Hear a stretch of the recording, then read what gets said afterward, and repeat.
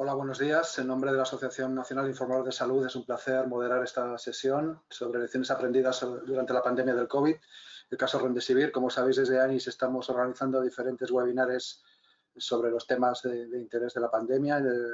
Ayer hicimos uno que creo fue muy relevante sobre confianza en las instituciones y hoy hablamos de Remdesivir, el único fármaco que está autorizado y bueno, pues que ha sido objeto de polémica durante las últimas semanas. Agradecer a Gilead el patrocinio de esta jornada y agradecer pues que la presencia de aquí de varios representantes del laboratorio. El encuentro durará hora y cuarto, tenemos que acabar a las 10:45 en punto. Os ruego que enviéis las preguntas, que supongo que serán muchas, de manera concreta y dirigida a la persona que consideréis para que se puedan contestar todas las que podamos. Vamos a tratar de analizar el tema de Remdesivir, qué es, cómo se usa, los resultados de los ensayos, estos ensayos que han sido tan controvertidos las últimas semanas. Y contamos con la doctora Marisa Álvarez, directora médica de Gilead España, con Cristina de Álvaro, responsable de Remdesivir en el equipo médico de Gilead España, y uno de los médicos que está participando en los ensayos y que lo utiliza en su práctica clínica habitual, el doctor Alex Soriano, jefe del Servicio de Enfermedades Infecciosas del Hospital Clínic de Barcelona.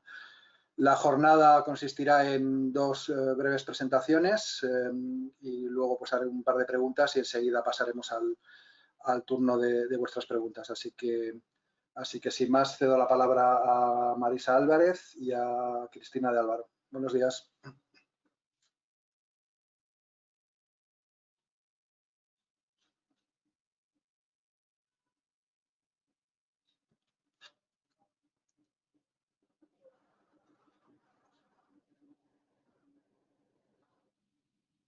Muy bien. Buenos días a todos. Muchas gracias por vuestra invitación. Voy a compartir una pequeña presentación en la cual vamos a contar cuál es el papel de Gilead en la crisis del COVID-19, por introducir un poquito el tema y sepáis cómo ha abordado esta pandemia mi compañía. Fundamentalmente, si conocéis la compañía, es una compañía con 30 años de experiencia en virología y cuando aparecieron los primeros casos, la epidemia en China, en diciembre del año pasado y se identificó que era un coronavirus el causante de esa enfermedad, los virólogos de mi compañía empezaron a evaluar diferentes compuestos que tenían y que disponían para identificar si había alguno de ellos que pudiera ser efectivo frente a ese coronavirus que causante del COVID-19. Identificaron Remdesivir, que es un antiviral y como un antiviral que lo que hace es bloquear la replicación del SARS-CoV-2, que es el coronavirus causante de esta enfermedad. Es un compuesto que teníamos ya identificado desde hace 10 años y que estaban desarrollándose y utilizándose en el control de las epidemias de ébola. Y que se inició todo el programa de desarrollo para evaluar su potencial eficacia y seguridad en el tratamiento del COVID-19. Sabéis que desarrollar un producto en una época de pandemia no es sencillo, no es algo que sea el éxito de un solo agente. Aquí requiere el compromiso y la colaboración de muchos agentes, desde las autoridades sanitarias, desde las agencias reguladoras que revisan el protocolo, las diferentes autoridades sanitarias de los diferentes países donde se van a poner en marcha los estudios, los hospitales donde se va a realizar, los investigadores. Todo tiene que estar bien coordinado para asegurar que puedes realizar todo el programa de desarrollo de un producto, ¿no? Y con los datos disponibles, y he de decir que la verdad en España ha sido uno de los países con más involucraciones en esos ensayos clínicos. Contamos con 37 hospitales que han participado en los diferentes estudios y han tenido oportunidad de tratar a pacientes con Remdesivir. Con los resultados de esos estudios se han ido generando, las autoridades reguladoras han revisado toda la información y ahora actualmente tenemos la aprobación del producto para el tratamiento del COVID-19 en más de 50 países. Pero aparte de eso, lo que sí intentamos desde un principio es si puede haber un beneficio para los pacientes con COVID-19, y deberíamos asegurar que pudieran tener acceso a este fármaco. Entonces, se establecieron una serie de programas de acceso temprano que se pusieron en marcha a nivel global y España ha participado. O sea, son muchos más centros los que han tenido casos de COVID-19, pacientes que requerían el fármaco y que lo solicitaron a la compañía. Para haceros una idea, en cifras globales son como unos 12.000 pacientes que han recibido Remdesivir a través de todos estos programas, sea ensayo clínico o usos compasivos, programas de uso compasivo o de acceso precoz, sin ningún coste. Y son 12.000 pacientes españoles. Bien, ¿cómo se ha hecho esto? Pues se ha hecho a través de una donación. La compañía decidió que todas las existencias que tenían del producto las iban a donar. Las iban a donar para emplearlas en los ensayos clínicos y para aquellos pacientes que por urgencia lo necesitaban. Como veis, 1,5 millones de viales es lo que se ha puesto a disposición de las autoridades sanitarias. Y por otro lado, el año 2020, si algo que nos ha impactado, y yo me refiero más a España, es todo el trabajo realizado por los profesionales sanitarios que estaban en primera línea y el riesgo que sufrieron, ¿no? con esa situación que teníamos en los primeros meses de la pandemia. Y es una de las cosas en las cuales nosotros quisimos contribuir intentando proporcionar a través de donaciones pues, material de protección para nuestros profesionales sanitarios o otras ayudas que explicaré un poquito más adelante. No pasa. Vamos a ver si consigo que pase. Bueno, ¿cuál era la prioridad, por tanto? La prioridad fundamentalmente era intentar proveer de un fármaco que pudiera ser útil para los pacientes con esta enfermedad, con el COVID-19.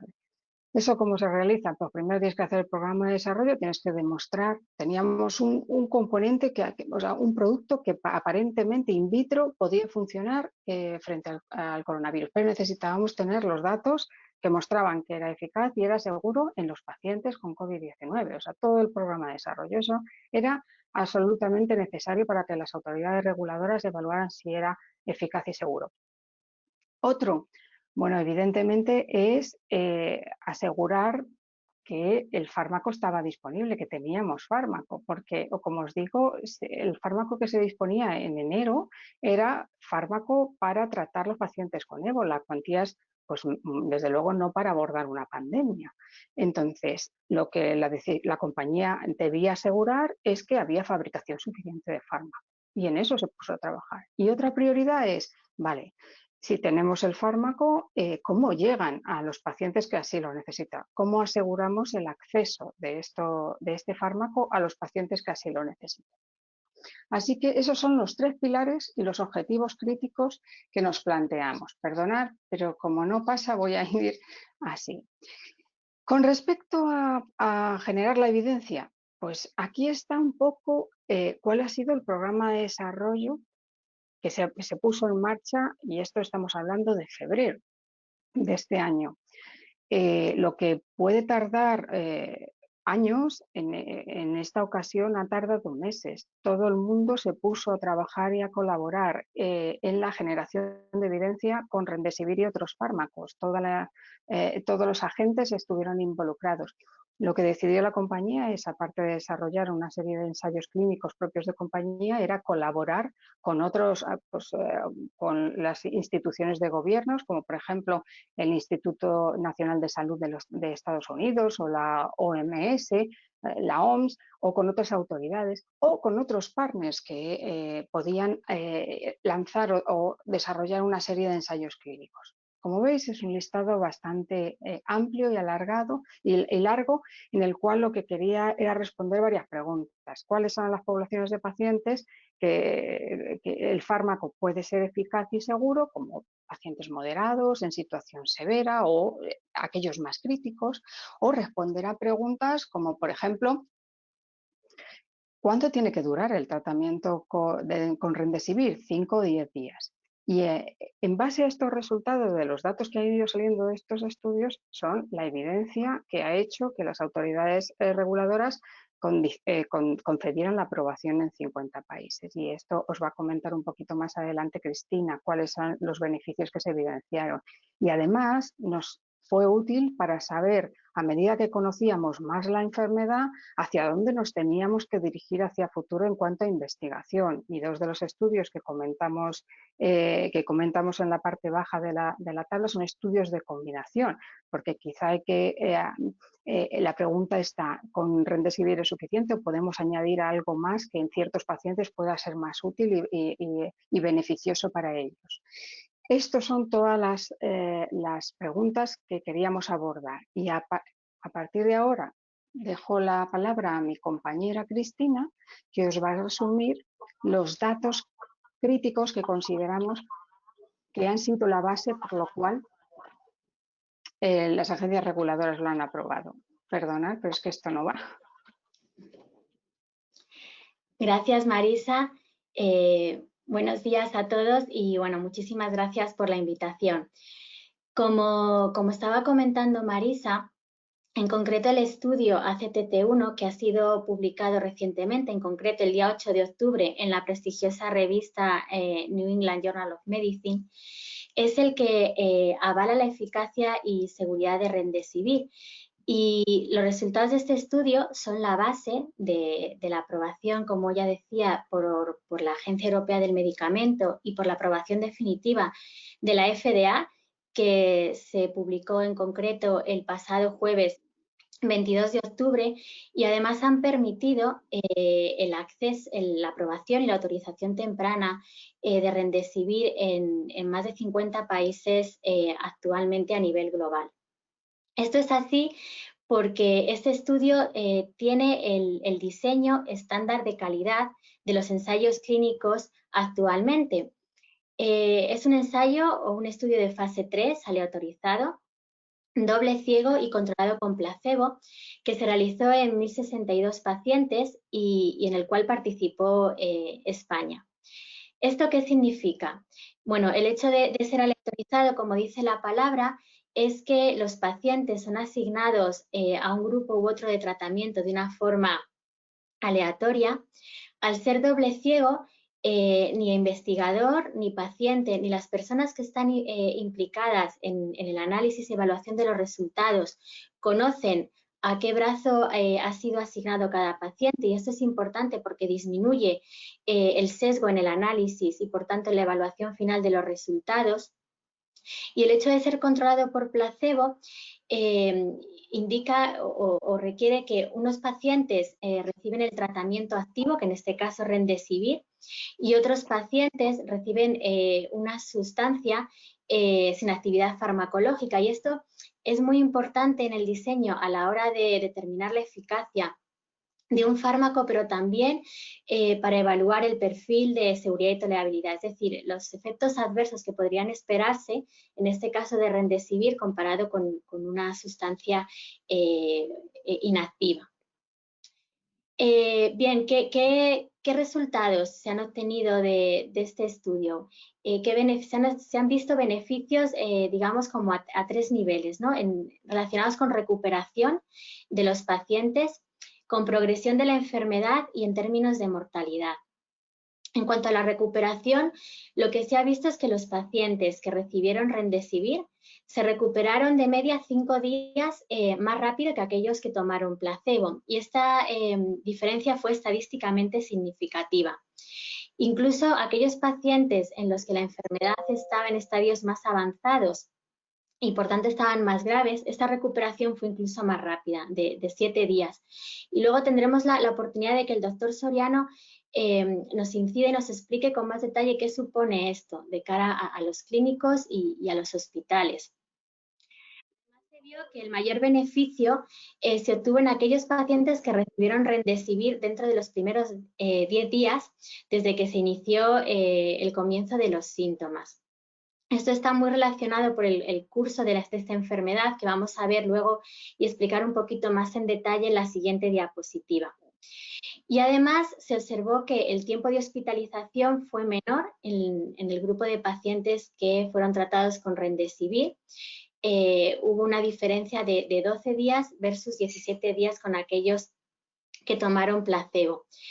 Esto sin duda es muy importante y tiene un importante impacto para los pacientes, pero además para el Sistema Nacional de Salud, porque supone una menor utilización de recursos hospitalarios, tanto materiales como humanos. En cuanto al segundo beneficio, en términos de progresión de la enfermedad, lo que se observó es que Remdesivir redujo la probabilidad de que los pacientes evolucionaran a etapas más graves de la enfermedad. En concreto, un 43% menos de los pacientes tratados con Remdesivir necesitaron ventilación mecánica. Y esto nuevamente es crítico, es un beneficio muy importante para los pacientes porque se evitó en un alto porcentaje que evolucionaran a estadios más graves y por tanto pudieran terminar en consecuencias fatales de la enfermedad, incluso fallecimiento, pero supone también un impacto muy importante en lo que concierne a la ocupación de camas en UCI, que ahora mismo es algo que estamos oyendo mucho y que como bien sabéis, tanto la ocupación hospitalaria como la ocupación en UCI es uno de los 3 criterios o indicativos que tanto el Ministerio de Sanidad como las comunidades autónomas han definido para analizar y clasificar el nivel de riesgo ahora mismo que hay en las comunidades autónomas en cuanto a expansión y capacidad de hacer frente a esta pandemia. Y en tercer lugar, como decía, en términos de mortalidad, se realizó un análisis posterior que está también recogido y publicado en esta publicación en el New England Journal of Medicine, en el que se observó que hay una reducción del 70% en la mortalidad específicamente en aquellos pacientes que requerían suplemento de oxígeno de bajo flujo. Y precisamente en este perfil de pacientes es donde quizás se ha visto un mayor beneficio de Remdesivir. La siguiente diapositiva, por favor, Marisa. Como decía, esto se debe al curso que tiene la enfermedad. Nos lo va a explicar luego más en detalle el doctor Soriano, pero en esta diapositiva veis de una manera muy gráfica y sencilla que hay principalmente 2 fases en la enfermedad por COVID-19. Una primera fase en la que hay una respuesta viral que evoluciona después a una afectación pulmonar. Y hay una segunda fase en la que se desencadena una importante respuesta antiinflamatoria y que es la principal causa de que esta enfermedad tenga las secuelas que estamos escuchando, incluso desemboque en el fallecimiento de los pacientes. Remdesivir, como sabéis, es un antiviral, actúa por tanto contra el virus, impidiendo la replicación del mismo y por eso el mayor beneficio que se ha visto hasta ahora es en esta primera fase, cuando se desencadena esta respuesta viral, cuando aparecen en estos primeros días en los que aparece la sintomatología de los pacientes. Y de ahí que ahora mismo también para esta segunda fase, como comentaba Marisa, continuemos con la investigación de Remdesivir como antiviral con otros fármacos, antiinflamatorios o inmunomoduladores. Por ejemplo, es muy conocido por todos, habréis oído los corticoides. Precisamente para esta segunda fase de la enfermedad y esos pacientes que están más graves en los que probablemente sea necesario, además del antiviral como Remdesivir, la ayuda de otros fármacos antiinflamatorios. Y paso de nuevo la palabra a Marisa. Gracias. Y siguiendo con la segunda prioridad que teníamos al principio del año, bueno, pues mirar, en enero disponíamos de viales para unos 5.000 tratamientos y con eso se empezó los ensayos clínicos, con eso abrimos un uso compasivo para los que pacientes que lo necesitaban y nos reclamaban el producto. Entonces, pero ahí la compañía tenía que tomar una decisión, porque una decisión de invertir, aunque no tuviéramos la evidencia suficiente para decir Remdesivir va a tener una utilidad en el COVID-19, era el momento de invertir, aunque fuera a riesgo, para asegurar que si realmente era un fármaco que era de ayuda para el control de la pandemia, debíamos poder asegurar que teníamos el producto suficiente, que la fabricación estaba en marcha para suplir la demanda que tenemos en una pandemia. Entonces, no es fácil esto, no es algo sencillo. El proceso de fabricación de este fármaco, que es algo intravenoso, que es un fármaco intravenoso, es muy largo, tiene muchísimos pasos y habitualmente nos llevaba un año. En esos pasos no se podían hacer en forma paralela, tenía que ser secuencial y había pasos que eran muy complejos, que llevaban semanas. Además, como es un fármaco intravenoso, tiene que tener unas condiciones de esterilidad específicas. No era un proceso sencillo como hacer una pastilla.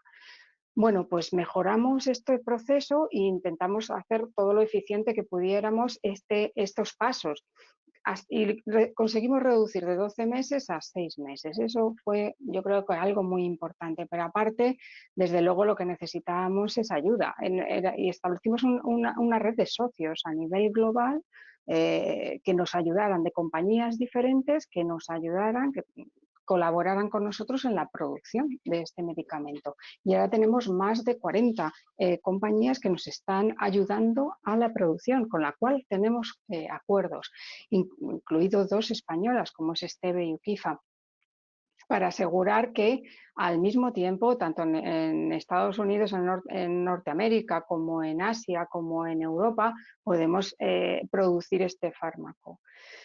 Esto, a grandes rasgos, ha supuesto una inversión de $1.000 millones. O sea, es una gran apuesta, pero es que estábamos en una situación de pandemia.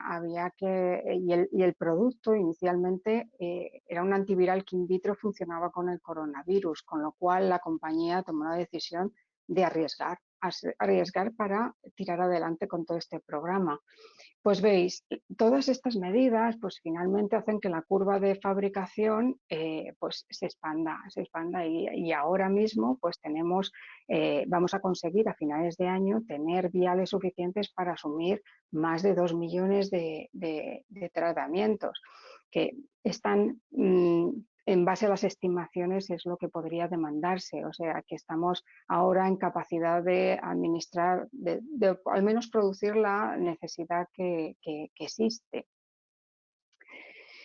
Y en cuanto al acceso, desde el principio hubo un programa de acceso expandido de uso compasivo que se abrió para todos aquellos pacientes que lo necesitaban, de diferentes poblaciones. O sea, estuvieron los ensayos clínicos que pusimos en marcha, dábamos el Remdesivir no solo para los nuestros, sino para estudios de otras compañías, del Instituto Nacional de Salud de Estados Unidos o de la OMS. Todos los estudios proporcionamos el fármaco, pero además el acceso expandido, todos los diferentes programas que se han ido poniendo para que los pacientes tuvieran la posibilidad de ser tratados con este fármaco. Y os puedo decir, y recuerdo los 12.000 pacientes españoles que han recibido este fármaco a través de esa donación. Los primeros 1.500 viales, 1,5 millones, perdón, de viales que teníamos disponibles y que se han distribuido en estos programas. Finalmente, bueno, pues la Comisión Europea tomó una decisión que ya conocemos, es una forma de actuar que la plantean para abordar problemas de salud graves y severos y que ocurren en los diferentes países de la Unión Europea. Y esto es un caso más. la pandemia del COVID-19 es uno de los típicos casos de problemas de salud que competen a todos, y las autoridades sanitarias lo que quieren es asegurar a través de lo que es un Joint Procurement Agreement, que es la forma que tienen de decir, es realizar compras centralizadas de fármacos o de vacunas o de test diagnósticos o lo que se necesite para abordar ese problema de salud. En este caso es el tratamiento y las vacunas probablemente para el COVID-19, hacerlo centralizado y así asegurar que de una forma rápida tenían disponible lo que se necesita y asegurar que todos los países tienen acceso a ese fármaco rápido y equitativo. Esta es la forma de actuar de la Comisión Europea y firmamos el acuerdo con la Comisión Europea el 6 de octubre y España es uno de los 36 países que está adscrito a ello y entonces formará parte de este contrato marco, ¿vale? Y estamos trabajando con el Ministerio para ello. Por último, lo que comentaba, la situación que vivimos fue tremenda. Yo creo que nuestros profesionales sanitarios y otras poblaciones también sufrieron muchísimo. Recuerdo la escasez de material de protección y nosotros lo que nos planteamos es intentar poner nuestro granito de arena a través de donaciones. El granito de arena pues, fue intentar distribuir pues, material de protección, mascarillas, gel hidroalcohólico, guantes, lo que pudiéramos proveer por un valor total de 1,6 millones en ayudas a las diferentes comunidades autónomas, con la Sociedad Española de Farmacia Hospitalaria, sobre todo para ayudarles en un programa que yo creo que es muy importante. Hay enfermedades que el tratamiento está en el hospital, que el paciente tiene que ir al hospital para recoger la medicación. Son enfermedades crónicas y tienen que ir allí, no lo pueden coger en la farmacia de calle. Entonces, para reducir riesgos, dada la situación que estaban en aquellos momentos, sobre todo los hospitales españoles, pues les ayudamos en su proyecto que querían de hacer de dispensación de farmacéutica al domicilio, es decir, llevar los fármacos al domicilio, el envío, que yo creo que es una iniciativa muy adecuada para reducir riesgos de la población. Y luego poblaciones vulnerables, a través de colaboraciones con Cruz Roja o con la plataforma estatal de VIH y SIDA, pues intentar hacer ayudas en material de protección o en otro tipo de material que se necesitaba en hospitales de campaña o albergues, o ayuda de transporte de productos de primera necesidad que necesitaban. Con lo cual, este es todos los esfuerzos resumidos de la compañía en la lucha de esta enfermedad. Yo creo que uno de los aprendizajes más grandes para mí es que hemos entendido que a medida que va pasando el tiempo, cada vez entendemos más de esta enfermedad. Y esto, bueno, pues sabemos ahora que no solo es una enfermedad que es viral, es un virus, sino que es una enfermedad que está desencadenada por un virus que en un porcentaje muy grande de pacientes pues solo se queda en una especie de gripe o constipado, pero o incluso algunos son asintomáticos, pero hay una proporción de pacientes no desdeñable que tiene que ingresar, que requiere oxigenoterapia, ventilación mecánica, acceso a UCI, porque progresa. Y ese progreso es porque se ha desencadenado una respuesta inflamatoria en el propio organismo, que probablemente es la segunda fase, es la fase de la progresión que hace que los pulmones se queden rígidos, no haya una insuficiencia respiratoria y necesiten un ventilador. Aparte de otros problemas como trastornos trombóticos o enfermedad trombótica o otras patologías que también pueden desencadenarse. Pero es entender que lo provoca un virus, pero si progresa hay veces que el componente inflamatorio hace que lleve a los pacientes a una situación muy crítica y puede que la muerte. Por el momento, Remdesivir es el único fármaco aprobado para el tratamiento del COVID-19, es antiviral. Lo que hace es frenar el virus, o sea, bloquear su replicación. Esa es la contribución de un antiviral. Y se ha visto que, sobre todo al principio de las fases precoces de la enfermedad, pues lo que conseguimos es que el paciente se recupere antes, 5 o 7 días, dependiendo de la gravedad, sobre todo si lo das en los primeros 10 días de la enfermedad, y que además evitas que progrese. Es decir, hay un 43% menos de esos pacientes que necesitan al final ventilación mecánica, con lo cual evitas que progrese. Y eso se traduce en un análisis postdoc, como comentaba Cristina, en una reducción en la mortalidad, lo cual es un beneficio no solo para el paciente en sí, que se puede beneficiar, sobre todo aquellos pacientes que están en fases precoces, sino un beneficio también para el sistema sanitario, y es por menos hospitalización o menos ingreso en UCI y bueno, pues eso se traduce en recursos hospitalarios, pero también en el resto de la población, porque cuanto menos hospitalización, cuanto menos ingreso en UCI, más posibilidad de tratamiento de otras patologías que también requieren una cirugía o una UCI y poder repartirse los recursos a todos, a todas las patologías que tenemos y no solo es COVID, ¿no? Y esto es fundamentalmente lo que queríamos contaros, un poquito la introducción de qué rol ha ejercido Gilead en la pandemia. Con esto yo ya cedo muchísimas la gracias, palabra. doctora Álvarez. Muchísimas gracias, doctora Álvaro. Os animo a que mandéis preguntas porque seguro que han salido muchas cuestiones. Voy a hacer una pregunta, doctora Álvarez, doctora de Álvaro. A todos nos llamó mucho la atención los resultados del estudio Solidarity que se han publicado, sobre todo por cómo se han anunciado antes de que haya sido revisado por pares y publicado en una revista científica. Al ser una muestra tan grande de más de 10.000 pacientes, se supone que es un estudio muy bien hecho. ¿Por qué salen estos resultados de Remdesivir en Solidarity? Comentaban que el mayor beneficio era en los 10 primeros días. ¿Se ha utilizado este modo de administración del fármaco en Solidarity? Yo fundamentalmente lo que quiero comentar es, esto lo va a tratar muy bien Alex y ahora con su presentación aclarará muchísimo, pero muchísimo más. Yo lo que puedo decir es que, como bien dices, Xavier, todavía no ha pasado por un proceso de revisión por pares, es decir, por revisores independientes que hacen la crítica absoluta y piden toda la información y apuran, hacen un análisis crítico, sino que se ha divulgado en una página web y donde hay un disclaimer que se dice eso, que hay que tener cuidado, que todavía no está revisado.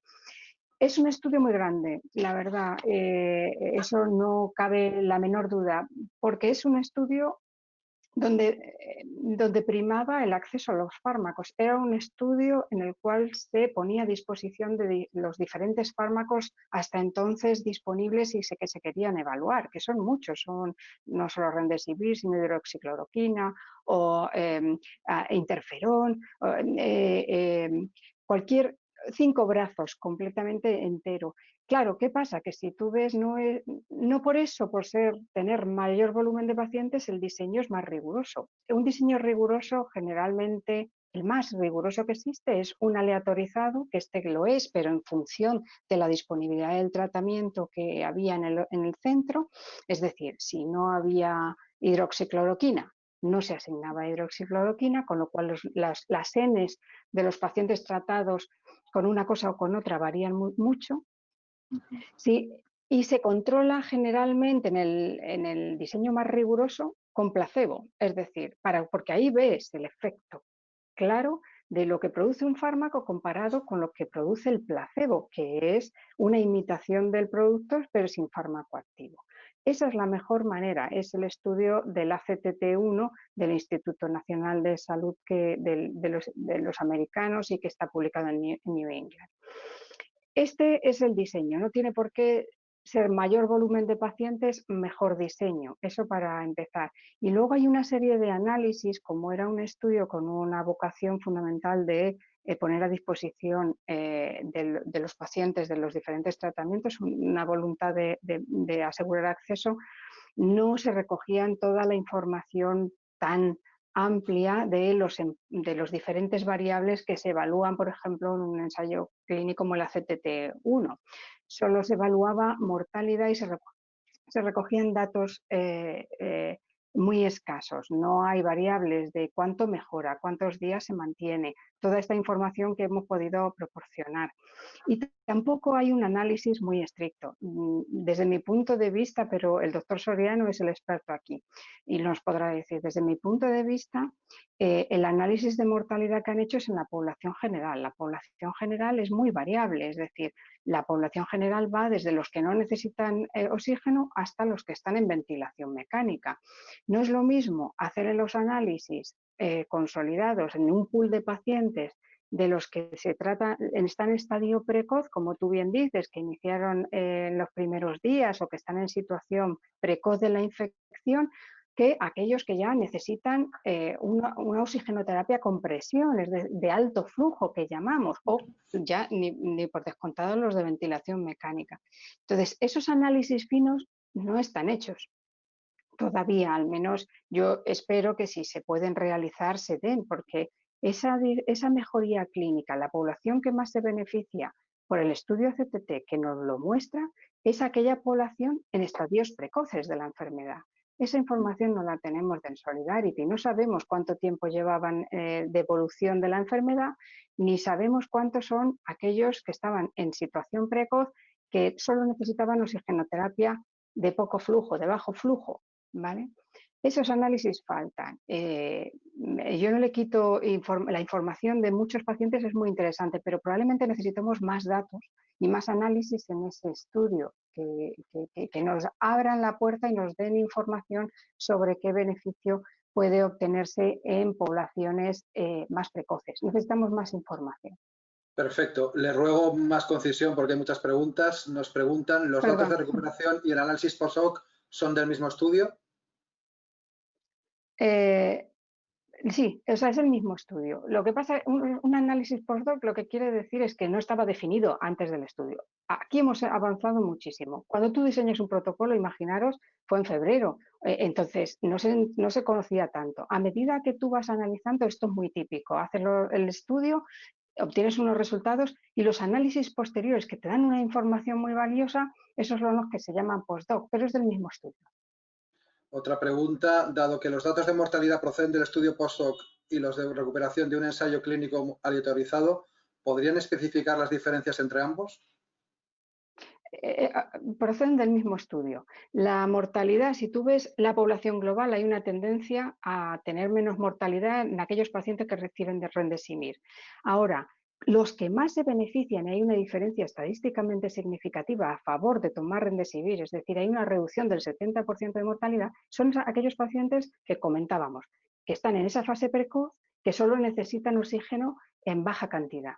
Es decir, que no han entrado en esa fase inflamatoria. Fenomenal. No sé si está el doctor Soriano ya, si podemos continuar. Doctor Soriano.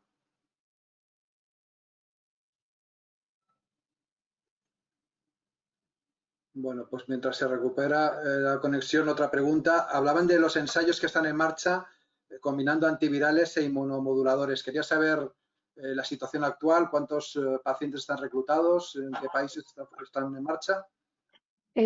Los estudios que hay en marcha, estamos colaborando con diferentes compañías. Por ejemplo, Roche, estamos colaborando con el producto y con financiación, o con Lilly. También se combinan pues, diferentes agentes, al final antiinflamatorios, ¿vale? Entonces, lo que evalúa es, además del antiviral que bloquee el virus, añadiendo algún fármaco que actúe contra ese proceso de inflamación, esa segunda parte, ¿qué beneficio podemos aportar? ¿Qué beneficio se puede aportar? Están en marcha, están reclutando, lo llevan, no son estudios de Gilead en sí, lo encontrarán que uno es estudio de Roche y otro es estudio de Lilly, porque son ellos los que están promoviendo la investigación y nosotros colaborando.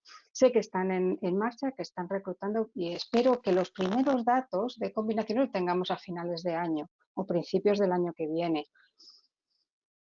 Otra pregunta, me gustaría saber si esperan que los datos de Solidarity afecten de algún modo a la autorización condicional concedida por la Comisión Europea. Yo espero que sea evaluado porque todos los datos, procedan de procedan, se van a ser evaluados. Lo que hay que hacer es una lectura de dónde, qué datos son, hacer los análisis estadísticos que se requieren para evaluar las diferentes poblaciones. No es lo mismo un paciente en fase precoz que un paciente en fase inflamatoria que ha progresado, y se necesita evaluar todos esos datos para saber cuál es la población que se beneficia más y que ratifique.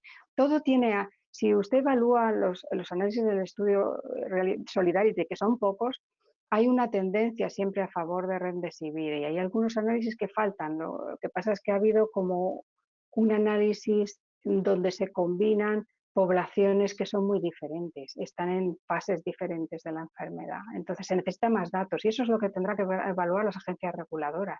Hasta que no estén sobre la mesa y se les ofrezca, no creo que sea posible sacar conclusiones. Doy ahora la palabra a Alex Soriano, al doctor Soriano, jefe del Servicio de Enfermedades Infecciosas del Clínic de Barcelona. Buenos días, doctor Soriano. Se ha contestado ya muchas de las preguntas. Quería o me parecía interesante para poder entender mejor algunas de las que se han formulado, que quizás entendiéramos qué es o cómo se multiplica un virus, cómo se frena la multiplicación del virus, si todo el mundo tiene la misma capacidad para frenar esa multiplicación del virus, cómo funciona un antivírico, y en concreto Remdesivir, ya que es de lo que estamos hablando, qué evidencia tenemos de su efectividad y tolerancia, que ha sido parcialmente ya mostrada, y cómo debe utilizarse, porque aquí quizá nos permitirá entender mejor por qué los datos del Solidarity no son todavía definitivos, ni mucho menos, ¿no?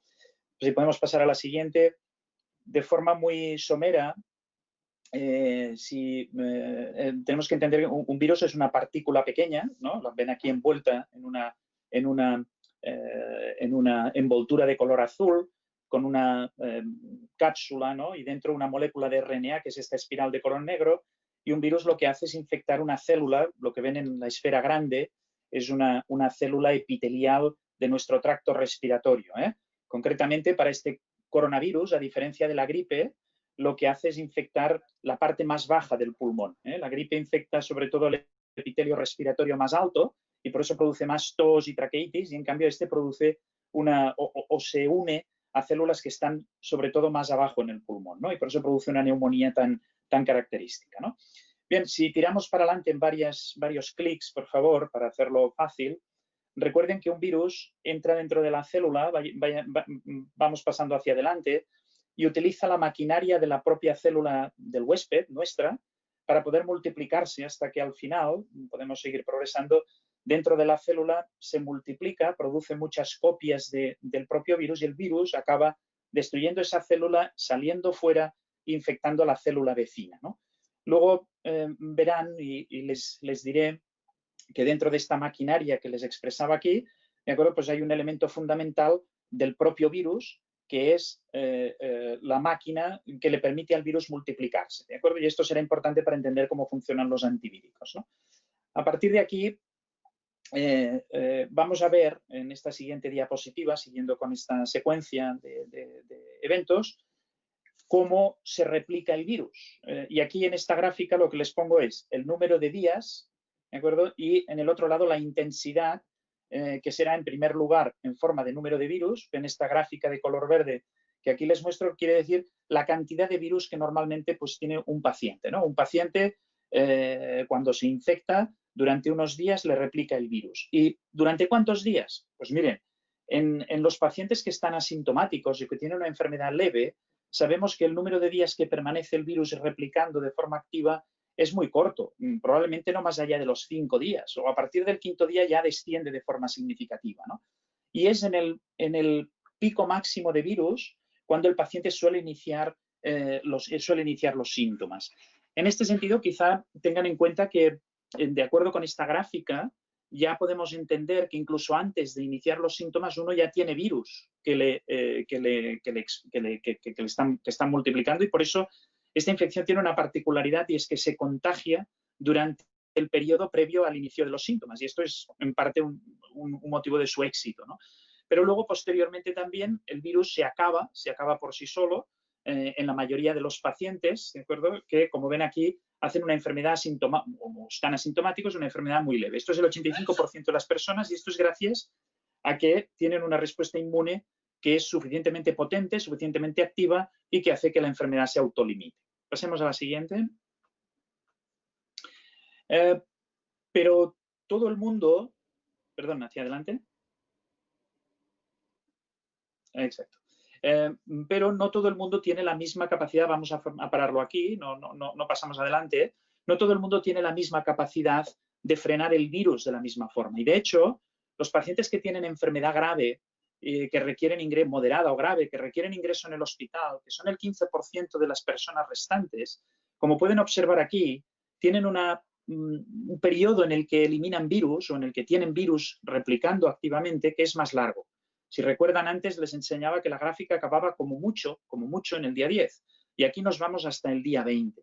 Esto probablemente es en parte porque el sistema inmune no funciona del todo bien. Si seguimos hacia adelante, sabemos, siguiente por favor, sabemos que hay algunos factores, como son por ejemplo la edad, probablemente porque el sistema inmune con la edad también deja de funcionar, también envejece, la presencia de otras enfermedades, como son por ejemplo el cáncer, o la enfermedad cardiovascular o algunos factores genéticos en gente joven, sobre todo, que salieron hace pocas semanas en la revista Science, diciendo que aquellas personas que tenían una serie de problemas genéticos en la inmunidad hacían que probablemente estos virus se controlaran más lentamente y no solo se controlaran más lentamente, sino que esta respuesta inmune fuera irregular y esto comportara, como consecuencia de la respuesta inmune, la presencia de una neumonía, de un síndrome de distrés que llamamos, de trombosis, de shock, es decir, de una situación clínica que depende más de la respuesta inmunitaria que propiamente del virus, pero que es consecuencia de la activación por el propio virus. Si seguimos para adelante. La siguiente pregunta es, bueno, ¿y cómo funciona un antivírico? Pues volviendo a este esquema que les hacía antes, la parte que aporta el virus para que esta multiplicación pueda tener lugar es esto que pongo aquí, RPRD. Esto es una enzima, una proteína que contiene el ARN del virus y esta proteína lo que hace es encargada de sintetizar las múltiples copias que se necesitan para que a partir de una célula entra un virus y salen cientos de miles, ¿no? Y esto es lo que hace que los virus progresen de forma tan rápida, ¿no? Bueno, pues esta enzima es el punto esencial que tenemos para poder bloquear la síntesis de nuevos virus. Y en este sentido, si pasamos a la siguiente diapositiva, lo que hace esta enzima, si pasamos a la siguiente, es que la represento aquí como esta bola de color verde, lo que hace es coger nucleótidos. Los nucleótidos son unos elementos que contienen todas las células del huésped, ¿no? Del ser humano, y esta enzima lo que hace es irlos incorporando y va copiando el RNA basal, ¿de acuerdo?, que tenemos del virus y así va generando múltiples copias, como yo les comentaba con anterioridad. ¿Qué hacen los antivíricos? ¿Qué son los antivíricos? Pues si pasamos la siguiente, esto es cómo funciona esta enzima. Los diferentes antivíricos, paramos aquí, los diferentes antivíricos no son más que una copia errónea, vamos a decirlo así, de los nucleótidos naturales. En el caso de Remdesivir, aquí representado por RDV, es un análogo de la A, de la adenosina. ¿Y qué pasa? Que la enzima se equivoca y en vez de coger la adenosina natural, coge el Remdesivir. Tenemos otros antivíricos como la ribavirina o como el faripiravir, ¿de acuerdo? Pero Remdesivir tiene dos particularidades. Una, que se incorpora por su estructura química de forma muy eficiente a la polimerasa y por lo tanto es muy afín a la polimerasa y enseguida entra, y dos, produce una interrupción inmediata de la cadena y esto hace que el sistema no tenga capacidad de corregirlo, ¿no? Por lo tanto, esto lo hace distinto de otros antivíricos, ¿no? Y por lo tanto, es una cuestión química, es una cuestión digamos, de estructura química, ¿no? Si pasamos a la siguiente, a partir de aquí, si dan un paso atrás, por favor, una diapositiva atrás. Sí, les he explicado cómo funciona. No, en las preguntas, por favor, en las preguntas, aquí. ¿Cómo funciona un antivírico como Remdesivir? Que es lo que les estaba explicando. Y ahora lo que trataremos, o lo que trataré, aunque ya se ha comentado esto, es de definir qué datos tenemos, por un lado, de efectividad y por otro lado, de tolerancia, que ambos aspectos son muy importantes. Vamos a pasar a la siguiente. Otra más. Muy bien. Cuando nosotros damos un antivírico, lo que esperamos es frenar o interrumpir la progresión de la replicación. Y lo que pretendemos es disminuir la presión sobre el sistema inmune, de tal manera que confiamos que frenando precozmente la replicación viral, si damos un clic, lo que pretendemos es precisamente quitarle presión al sistema inmune y de esta manera que el sistema inmune, digamos, se desestrese y evitemos la progresión hacia la neumonía, el distrés, la trombosis, etc. Esto es lo que pretendemos, ¿no? En este sentido, pasamos adelante, por favor. Vamos a resumir, yo creo que ya se ha dicho, el estudio que se presenta en el New England es un estudio que cumple todo lo que hoy consideramos es necesario que cumpla un ensayo clínico. Es un estudio que era ciego. Ciego quiere decir, como ustedes saben, que el médico no sabía qué le estaba dando a su paciente. Esto es importante porque uno de los objetivos que miraba era cuándo le doy de alta al paciente. Y para que un médico no esté influenciado por el tratamiento que le está dando, es importante que esté ciego, porque si yo sé que le he dado un antivírico, me siento más confortable de dar de alta a un paciente. Pero si no sé qué le he dado, pues haré lo que corresponde en función de lo que vea en el paciente, ¿no? Y por lo tanto, esto es importante porque había un aspecto del trial, del estudio, que era subjetivo. Hay otro aspecto que era objetivo, que es la mortalidad. La mortalidad, obviamente, pues uno no, si un paciente se muere, pues se muere, ¿no? En este sentido, en la columna que pone overall, ¿no?, del total, si damos un clic adelante, por favor, ven que desde el punto de vista subjetivo, de la evaluación subjetiva, los pacientes se iban de alta al 10º día, ¿de acuerdo? Mientras que los pacientes que recibían Remdesivir, mientras que los que recibían placebo se iban el día 15, ¿no? Por lo tanto, 5 días de acortamiento de la estancia hospitalaria que hoy, teniendo en cuenta lo importante que son las camas hospitalarias, pues creo que es algo sumamente relevante, ¿no? En términos de la mortalidad, y este es un pequeño problema, un gran problema, y es que la gente todo lo focaliza en la mortalidad. Parece que lo único que importa es la mortalidad, ¿no? Y yo discrepo, porque obviamente acortar más de un 30% la estancia en el hospital me parece que es algo extremadamente relevante. Pero sin embargo, fíjense que la mortalidad globalmente, si damos un paso adelante, por favor, y otro más, por favor. Les he puesto aquí los datos en porcentaje. La mortalidad en la rama de Remdesivir fue del 10 y en la rama del placebo fue del 14. Y esta diferencia, nosotros establecemos que la diferencia es significativa cuando la P, el valor que está justo por encima de la raya roja, está en 0,05 o menos y se quedó en 0,07. Es decir, que no alcanzó la significación, pero parece que había una tendencia, ¿no? De tal manera, y esta tendencia se debía fundamentalmente a que si damos un paso adelante, en el subgrupo de pacientes, fíjense que aquí se ha desglosado el análisis en el grupo 4, grupo 5, grupo 6 y grupo 7. ¿Estos grupos qué eran? Pues miren, el grupo 4 era el paciente que ingresa en el hospital pero no está demasiado grave. El grupo, y no requiere oxígeno. El grupo 5 está un poco más grave y requiere oxígeno. Tiene una neumonía y requiere oxígeno. El grupo 6 está un pasito más allá todavía. Todavía está un poco más grave y ya requiere un soporte de oxígeno que llamamos de alto flujo. Y por último, el paciente del grupo 7, que es el paciente que está bajo intubación y ventilación mecánica, por lo tanto, en una situación muy crítica, muy grave, y en la que la tasa de mortalidad sabemos es más alta, ¿no? Y cuando analizamos el grupo 5, que es el grupo mayoritario, la diferencia en términos de días hasta la recuperación es también significativa, 7 frente a 9 días, 2 días más corta el tiempo hasta la recuperación. Pero fíjense que lo que quiero destacar aquí es, si damos un clic hacia adelante, por favor, y otro más, que la mortalidad en este grupo, en el grupo placebo, fue del 12%. 12% no es un dato cualquiera.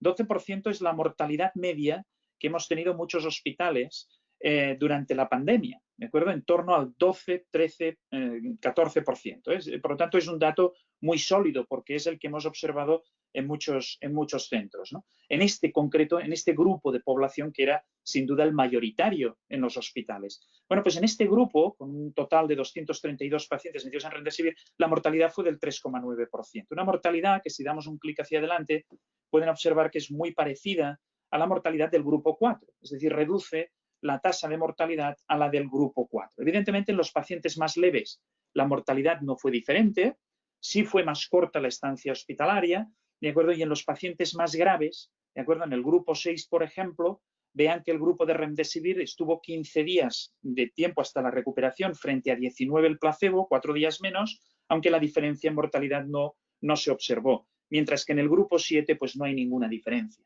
¿De acuerdo? No hay ninguna diferencia ni en el tiempo que está en el hospital ni en la mortalidad, ¿no? ¿Por qué?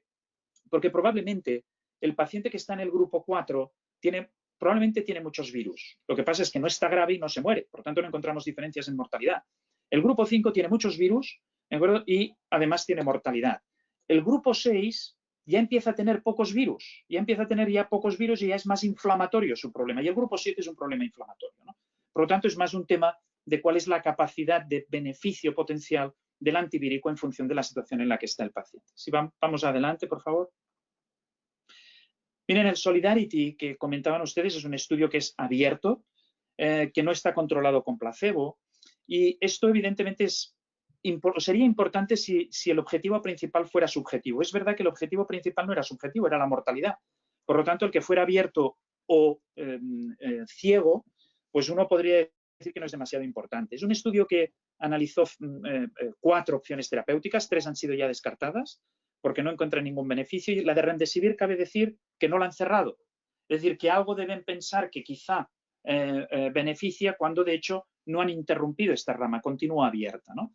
Si seguimos adelante, verán que globalmente no observan ningún beneficio, ¿no? Dicen, oye, yo en términos de mortalidad, porque este trabajo solo mira mortalidad, no mira tiempo hasta la recuperación, ¿de acuerdo? Y podemos concluir tres cosas, ¿no? Si damos un paso adelante respecto a este... Uy, pues no... Pues, a ver, perdona, ¿puedes ir un momentito hacia atrás? ¿Hacia adelante?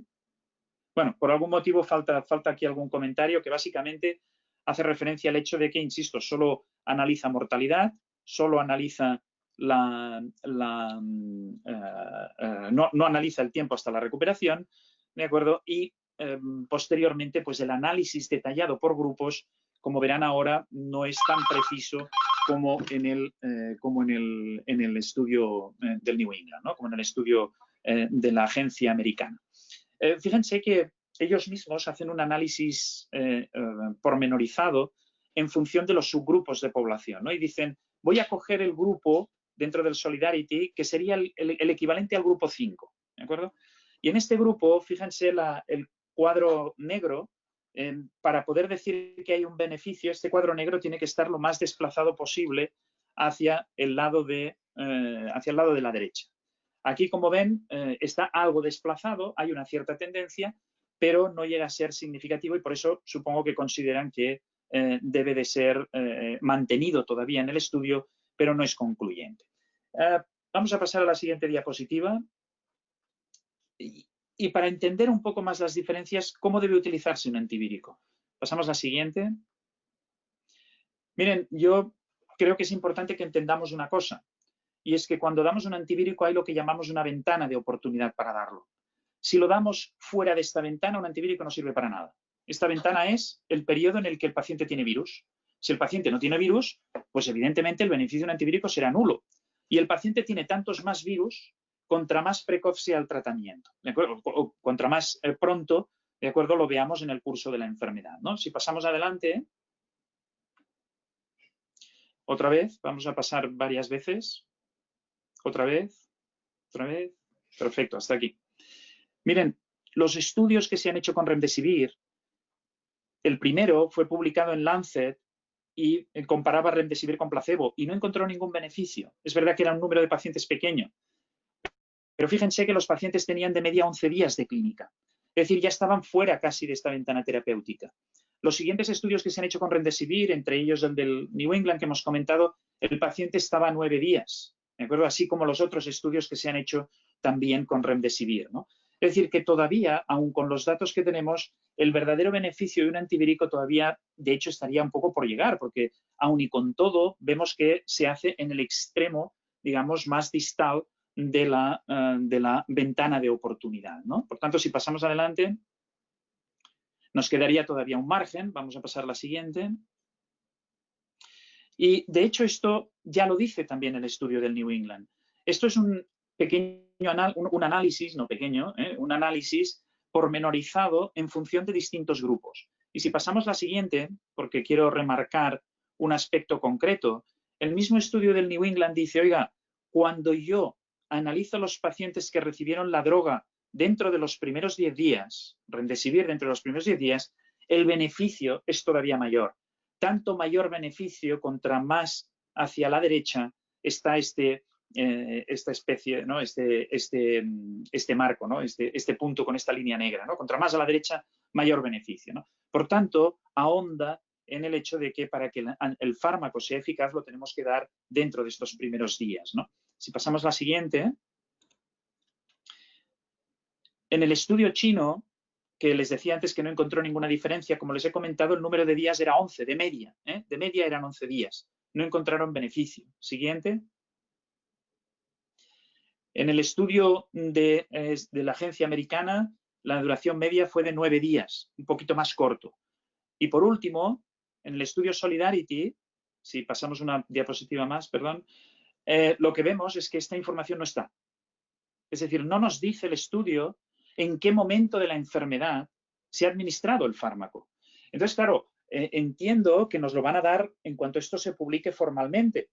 Espero, porque claro, si no, no sabemos si están en el lado de Wuhan y por lo tanto demasiado tarde como para que podamos extraer conclusiones, o están dentro del periodo óptimo y entonces nos hará dudar mucho de los resultados del fármaco. Pero hasta que no tengamos este dato, evidentemente es muy difícil elaborar conclusiones definitivas sobre el estudio Solidarity. Evidentemente que nos gustaría que hubiera salido bien y es verdad que son muchísimos pacientes, esto nadie lo niega, son casi 3.000 pacientes por rama, ¿de acuerdo? Por lo tanto, es un número ingente de pacientes y uno pensaría que tendría que haber observado. Bueno, pensaría si se ha administrado en el momento adecuado, si no, no. Hasta que no tengamos este dato, creo que el dato que tenemos que tener, digamos, como válido, desde luego, es el estudio de la CTT y veremos cuando tengamos el otro para poder juzgar definitivamente. La última, si podemos pasar la última. Bueno, estos son datos simplemente de nuestro hospital. Nosotros hemos utilizado Remdesivir en los pacientes en los que considerábamos que era oportuno. La mortalidad pues ha sido más baja. Estos son datos del mes de julio, agosto y septiembre. Y si pasamos la última, simplemente lo dejo como las preguntas, digamos, que les había formulado y que espero que hayamos podido sintiendo todos los problemas técnicos. Gracias. Bueno, estamos casi fuera de tiempo, así que le quería preguntar de manera...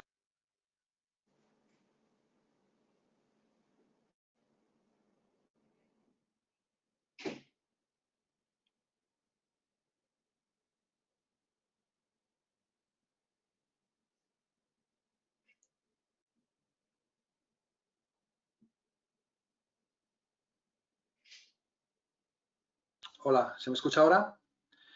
Ahora sí. Sí, quería preguntarle el racional detrás de estos ensayos con antivirales e inmunomoduladores de manera telegráfica. ¿Qué expectativas tiene con ellos? ¿Quieres decir de la combinación entre Remdesivir, por ejemplo, y un corticoide o otros antiinflamatorios? Bueno, me parece que son interesantes, ¿no? Creo que la combinación en muchos pacientes es algo que ya estamos haciendo con una cierta frecuencia. Si el paciente llega, por ejemplo, el día 7 u 8 y sabemos que tiene virus, porque le hacemos una serie de determinaciones que nos dice que tiene virus y además tiene una respuesta inflamatoria desmedida, ya lo estamos haciendo, ¿no? Por lo tanto, bueno, estos estudios pues vendrán a corroborar algo que de hecho ya de hecho nos parece lógico, ¿no? Los estudios lo que pondrán es un poco sobre la mesa cuál es el beneficio de forma más estructurada, pero a mí me parece que ya en sí mismos ya son lógicos, ya lo estamos haciendo. Pues nada, estamos fuera de tiempo. Quería dar una última palabra a las doctoras Álvarez de Álvaro y al doctor Soriano a modo de titular. ¿Algún último mensaje?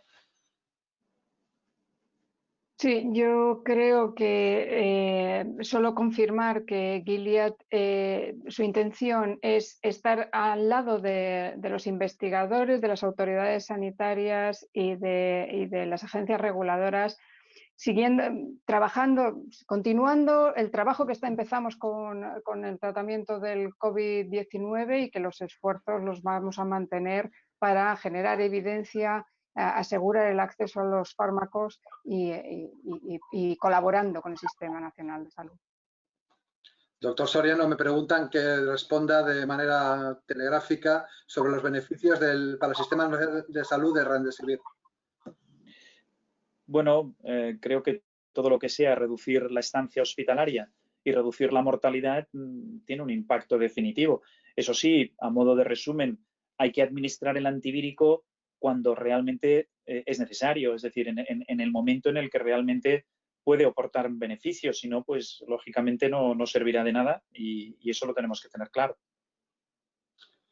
Bueno, pues muchísimas gracias a todos, muchísimas gracias a Gilead por patrocinar la sesión. Estaremos muy pendientes de la publicación de los datos revisados de Solidarity y os emplazo el mes que viene. Estamos organizando un debate sobre vacunas y confianza en la ciudadanía y bueno, pues también creo que será un tema muy interesante de abordar. Muchísimas gracias a todos por vuestra asistencia y muy buenos días. Gracias.